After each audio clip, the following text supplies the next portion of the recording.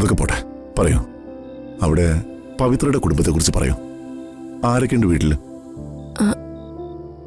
എനിക്കങ്ങനെ പറയത്തക്ക ബന്ധുക്കളൊന്നും ഇല്ല സർ. അത് സുജാതെ, എന്റെ ശബ്ദം അദ്ദേഹത്തിന്. അതിന് നിങ്ങൾ പരസ്പരം സംസാരിച്ചിട്ട് എത്ര നാള് കഴിഞ്ഞു? ശബ്ദം ഒന്നും സാറിന് മനസ്സിലാവാൻ പോകുന്നില്ല.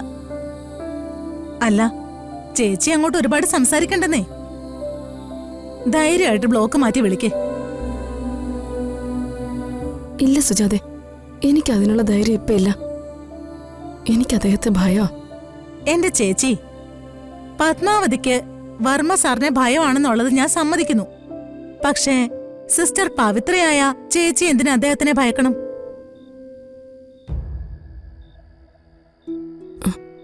ശരി, ഞാൻ ബ്ലോക്ക് മാറ്റാം.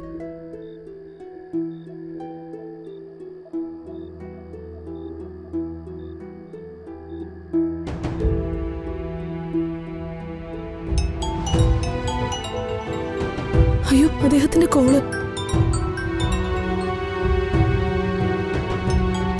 കോളെടുത്ത് സംസാരിക്കു ചേച്ചി.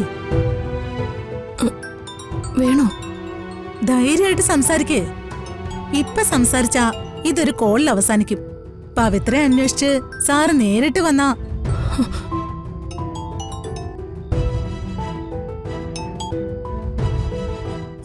Hello, sister പവിത്രയല്ലേ?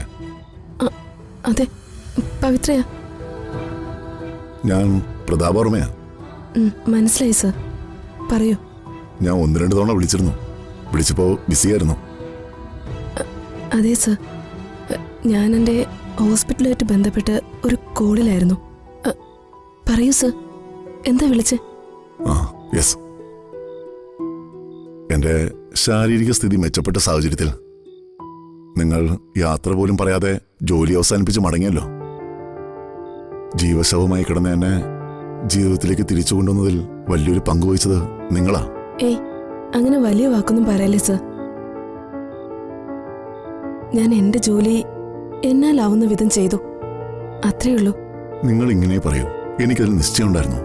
ഞാനത് പ്രതീക്ഷിച്ചതാ. അതൊക്കെ എന്ത് തന്നെ ആയാലും എനിക്ക് പറയാനുള്ളത് ഞാനൊന്ന് പറഞ്ഞു പൂർത്തിയാക്കിക്കോട്ടെ. പറയൂ സർ. നിങ്ങൾ പറഞ്ഞത് നിങ്ങളുടെ മനസ്സ്.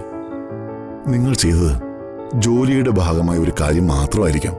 പക്ഷേ പ്രായമായ അച്ഛനമ്മമാരെ ശുശ്രൂഷിക്കാത്ത മക്കളുടെയും അസുഖബാധിതരായ കിടപ്പ് രോഗികളെ ബാധ്യതയുമായി കാണുന്ന ഒരു കൂട്ടം മനുഷ്യർക്കിടയിലാണ് നമ്മൾ ഇന്ന് ജീവിക്കുന്നു എന്നുള്ളതാ സത്യം. അങ്ങനെയുള്ള ഈ കാലത്ത് എന്നെ ഇത്ര നന്നായി പരിചരിച്ച സിസ്റ്റർ പവിത്രയോട് ഞാൻ എന്നും കടപ്പെട്ടിരിക്കും. നിങ്ങൾക്ക് എപ്പോ എന്താവശ്യമുണ്ടെങ്കിലും എന്റെ മകളോടോ എന്നോടോ ധൈര്യമായിട്ട് ആവശ്യപ്പെടാം. ഇത്രയും പറയാനാ ഞാൻ നിങ്ങളെ വിളിച്ചത്. നന്ദി. എന്നും നന്ദിയും കടപ്പാടും മാത്രം. എനിക്ക് എന്താണ് പറയേണ്ടതെന്ന് അറിയില്ല സർ.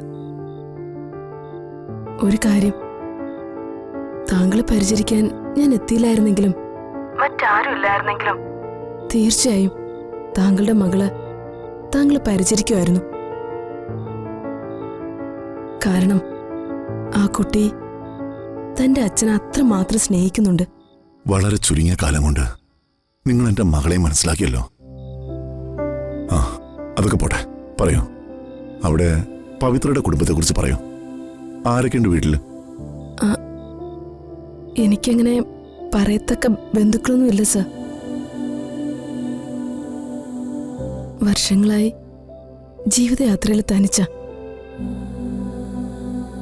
താമസവും തനിച്ച. ഓക്കെ. സമയം ഇപ്പോൾ ഒരുപാട് ലേറ്റ് ആയല്ലോ. എങ്കിൽ ശരി പവിത്ര, മറക്കണ്ട, ഒരാവശ്യം ഉണ്ടായ അത് വലുതാണെങ്കിലും ചെറുതാണെങ്കിലും എന്നെ വിളിക്കാം. Okay sir. ഗുഡ് നൈറ്റ് പവിത്ര. സർ, ആരോഗ്യം ശ്രദ്ധിക്കണം. ശരി.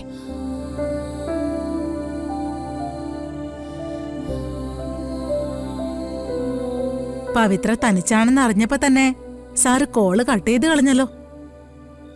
അപ്പൊ പത്മാവതിക്ക് ആശ്വസിക്കാം. അദ്ദേഹം അന്നും അങ്ങനെയാ, ഇന്നും അങ്ങനെയാ. പാവം, ഒരുപാട് വലിയ പ്രശ്നങ്ങളുടെ നടുവിലാ. ചേച്ചിയുടെ പ്രാർത്ഥനയും പിന്നെ ഇടവും വലവും മകളും മരുമോനും ഉള്ളപ്പോ സാറിന് നല്ലതേ സംഭവിക്കൂ. ചേച്ചി സമാധാനായിട്ടിരിക്കെ.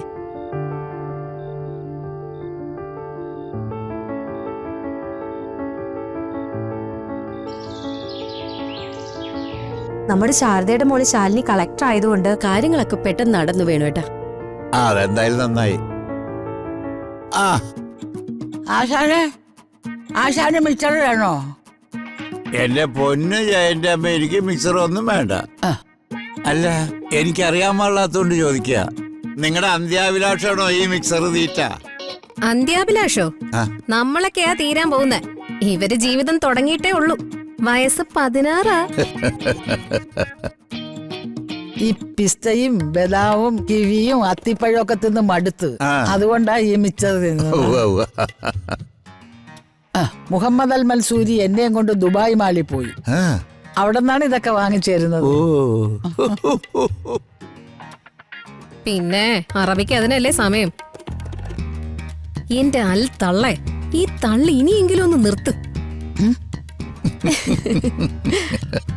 അല്ല, ഞാനേ അത്ഭുതത്തോടെ വേറെ ചില കാര്യങ്ങൾ ഓർക്കുക. ഇൻഷാ അല്ലാ. നിങ്ങൾ ആരെങ്കിലും വടക്കം പാട്ട് കേട്ടിട്ടുണ്ടോ? ഞങ്ങൾ ആരും ഒരു വടക്കം പാട്ടും തെക്കം പാട്ടും ഒന്നും കേട്ടിട്ടില്ല. ഞാൻ ചില സിനിമയിലൊക്കെ കണ്ടിട്ടുണ്ട്. അതിലെ ഉണ്ണിയാർച്ച അറിയോ?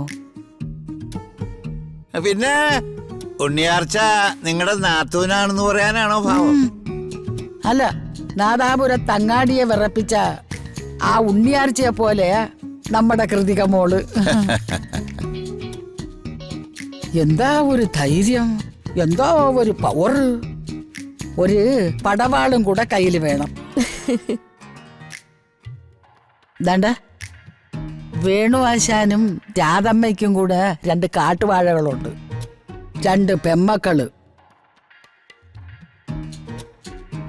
ആ ഒരു കുറവ് നികത്താൻ ദൈവം തന്നതാ കൃതിക മോള്. ദേ, നിങ്ങൾ ഒളിഞ്ഞും തെളിഞ്ഞും പല പ്രാവശ്യമായിട്ട് എന്റെ നേരെ വരുന്നു. പ്രായമൊന്നും ഞാൻ നോക്കില്ല, പറഞ്ഞേക്കാം.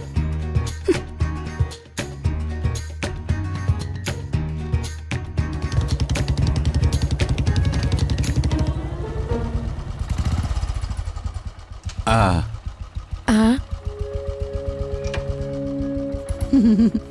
വന്നല്ലോ കുഞ്ഞാറ്റ കിളികള്. ഞങ്ങൾക്ക് വളരെ സന്തോഷമായി. പിന്നെ വിശക്കുന്ന്, കുബൂസും പാലും കഴിക്കട്ടെ. ഓ, വേണോ? വേണ്ട, ചെല്ല്.